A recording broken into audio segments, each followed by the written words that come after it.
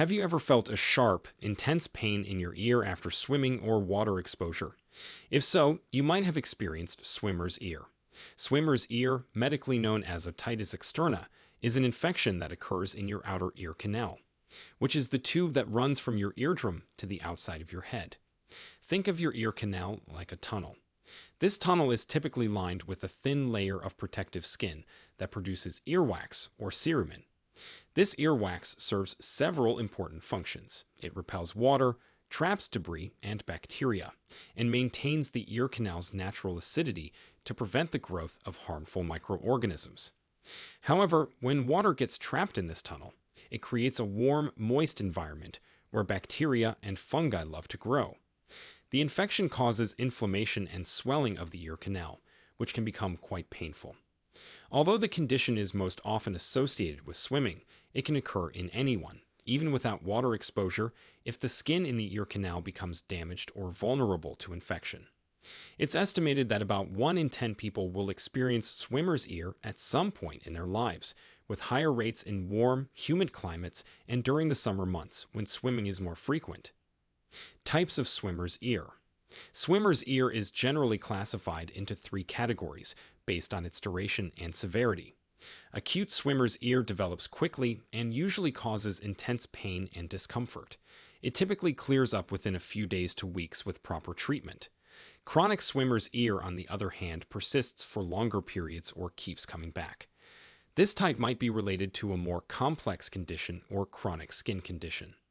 Malignant or necrotizing swimmer's ear is a rare but serious form that can affect people with weakened immune systems. This type requires immediate medical attention as it can spread to surrounding tissue. Causes of swimmer's ear. Swimmer's ear is usually caused by bacteria, but fungi can also be responsible. The most common bacteria involved are Pseudomonas aeruginosa and Staphylococcus aureus. The infection typically starts when water gets trapped in the ear canal, creating a warm, moist environment where bacteria or fungi can grow. Here are some common causes and risk factors for this. Number 1. Water exposure. Spending time in water, whether it's a pool, lake, ocean, or even a bathtub, increases the risk of water getting trapped in the ear canal. This is why swimmers are particularly prone to this condition. Number 2. Injury to the ear canal. Scratching the ear canal with a cotton swab, fingernail, or other object can damage the skin and make it easier for bacteria to enter. Even wearing earbuds or hearing aids for long periods can irritate the ear canal and increase the risk of infection. Number 3. Humid environments. Hot, humid weather can create the perfect conditions for bacteria and fungi to thrive. People living in tropical climates or those who sweat heavily are at higher risk. Number 4. Skin conditions. Conditions like eczema or psoriasis can cause dry, flaky skin in the ear canal, making it more susceptible to infection. Number 5. Narrow ear canals. Some people naturally have narrower ear canals, which can trap water and debris more easily. Symptoms of swimmer's ear. Swimmer's ear symptoms typically progress through stages, starting mild and potentially becoming quite severe if left untreated. In the earliest stage, you might notice mild itching inside your ear canal. This itching can be quite persistent and annoying, similar to the kind you get with allergies, but specifically inside your ear. A lot of people describe it as a tickling sensation that they can't quite scratch. As the infection starts to develop, the itching usually turns into increasing pain and discomfort. This pain is quite distinctive. It often gets worse when you move your outer ear or press on the little bump in front of your ear canal. Even simple actions like chewing your food or lying on the affected ear can become surprisingly painful. You'll likely start feeling like your ear is blocked or full, similar to the sensation you get after swimming, but it doesn't go away. Your hearing might become muffled or decreased because the swelling in your ear canal physically blocks sound from reaching your eardrum properly. Other than these symptoms, your ear might start producing fluid. Initially, this could be clear and odorless, but as the infection progresses, it might become cloudy or pus-like with an unpleasant smell. Some people notice this drainage on their pillow when they wake up in the morning. The outer ear often becomes red and increasingly swollen, feeling warm to the touch. The swelling can extend to the earlobes and the area around your ear. In more severe cases, you might experience significant swelling of your lymph nodes around your neck and possibly even fever. The pain can become extremely intense, described by many as a deep, throbbing sensation that makes it difficult to focus on anything else. Diagnosis of swimmer's ear. Diagnosing swimmer's ear is usually straightforward. Your doctor will start by asking about your symptoms and medical history, including any recent water exposure or ear injuries. They'll then perform a physical exam using a special instrument called an otoscope to look inside your ear. During the examination, your doctor will gently pull on your outer ear or press on the small bump, or tragus, in front of your ear. If this causes pain, it's a strong indication of swimmer's ear. Your doctor will also check for redness, swelling, and fluid in the ear canal. In most cases, a visual inspection is sufficient to diagnose swimmer's ear. However, if the infection is severe or recurrent, the doctor may take a sample of the fluid or debris from the ear for laboratory testing. This helps identify the specific bacteria or fungi causing the infection and guides the selection of appropriate treatment. Additional tests, such as imaging studies, may be performed if complications like malignant swimmer's ear are suspected. Treatment for swimmer's ear. The good news is that swimmer's ear is highly treatable, especially when caught early. Treatment usually involves clearing the infection and relieving symptoms. Here are the different treatment options. Number 1. Cleaning the ear canal. The first step in treating swimmer's ear is to clean the ear canal.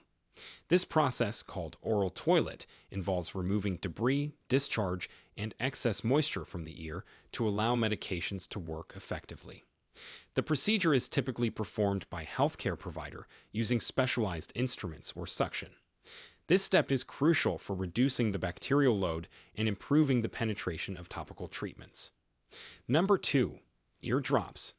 Ear drops are the most common treatment for swimmer's ear. These drops usually contain a combination of antibiotics to fight the infection, steroids to reduce inflammation, and sometimes an antifungal agent if a fungal infection is suspected. To use ear drops, tilt your head to the side and gently pull your outer ear up and back to straighten the ear canal. Place the prescribed number of drops into the ear and keep your head tilted for a few minutes to allow the medication to penetrate. These drops are usually used several times a day for about 7 to 10 days. It's important to follow the exact dosing schedule your doctor prescribes to ensure the infection clears completely. Number 3. Pain relief. Over-the-counter pain relievers like ibuprofen or acetaminophen can help manage the pain and discomfort associated with swimmer's ear. Your doctor might recommend specific doses based on the severity of your pain. Some people find relief by applying a warm compress to the outer ear, but it's important not to get any additional moisture in the ear canal. Number 4. Protective measures. During treatment, it's crucial to keep your ear dry. Use a shower cap while bathing or showering, and avoid swimming until your doctor confirms the infection has cleared. Some doctors recommend using custom-fitted swimmer's earplugs when you return to swimming to prevent recurrence. Number 5. Advanced treatments. For severe or recurring cases, your doctor might prescribe oral antibiotics in addition to ear drops. In cases of chronic swimmer's ear, they might recommend specialized treatments or investigation of underlying conditions that might be making you more susceptible to ear infections.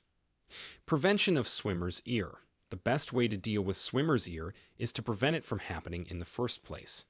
Here are some tips to keep your ears healthy. Keeping your ears dry is the best way to prevent swimmer's ear. After swimming or bathing, tilt your head to each side to help water drain out. You can also use a hairdryer on the lowest heat setting, held at arm's length, to dry your ears. Using over-the-counter drops made specifically for drying ears after swimming can help prevent infection. These typically contain alcohol or acetic acid, which help dry the ear canal and maintain an acidic environment that discourages bacterial growth. If you're a frequent swimmer, consider wearing waterproof earplugs to keep water out of your ears. Finally, never insert cotton swabs, fingers, or other objects into your ear canal. This can damage the skin and increase the risk of infection. At the end, remember, while swimmer's ear is common and usually easily treated, taking steps to prevent it is always better than dealing with an active infection.